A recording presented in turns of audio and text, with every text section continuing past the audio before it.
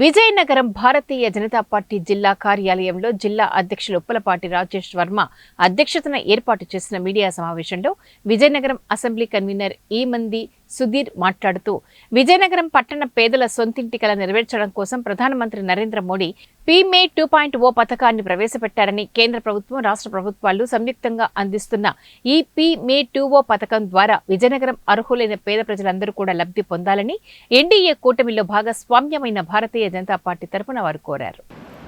పేద ప్రజల ఇల్లులు సొంతింటి కలను సాకారం చేసుకోవాలనే ఒక సంకల్పంతో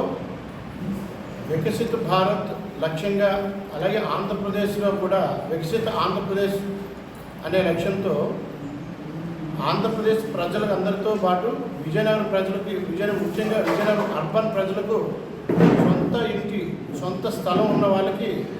కేంద్ర ప్రభుత్వం అలాగే రాష్ట్ర ప్రభుత్వం పూర్తి సహకారాలతో మీ యొక్క సొంత ఇంటిని నిర్మించుకోవడానికి పూర్తి సహకారాలు అందిస్తున్నాయని ఈ సందర్భంగా తెలియజేస్తున్నాం. ఈ పథకం యొక్క ముఖ్య ఉద్దేశం ఏంటంటే ప్రధానమంత్రి ఆవాస్ యోజన 2.0లో కేంద్ర ప్రభుత్వం 2,50,000, రాష్ట్ర ప్రభుత్వం ₹1,00,000 పూర్తి సబ్సిడీతో మీకు ఆర్థిక సహాయం అందిస్తుందని మేము తెలియజేస్తున్నాం. కాబట్టి విజయనగరం పుర ప్రజలందరూ కూడా మీకు దగ్గరలో ఉన్న వార్డు సచివాలయాల్లో ఉన్న ఇంజనీరింగ్ సెక్రటరీని సంప్రదించి సంబంధిత డాక్యుమెంట్లు ఇచ్చి ఈ పిఎంఏవై రిజిస్ట్రేషన్ ప్రధానమంత్రి ఆవాస్ యోజన పథకంలో రిజిస్ట్రేషన్ చేసుకొని కేంద్ర రాష్ట్ర ప్రభుత్వాలు ఇస్తున్న ఈ ఆర్థిక సహాయాన్ని పూర్తిగా సద్వినియోగం చేసుకోవాలని ఎన్డీఏ కూటమిలో ఉన్న భారతీయ జనతా పార్టీ తరఫున మేము తెలియజేస్తున్నాం. విజయనగరం పురపాలక సంఘంలో నిన్న మా మిత్రులు ఈమంది సుధీర్ గారు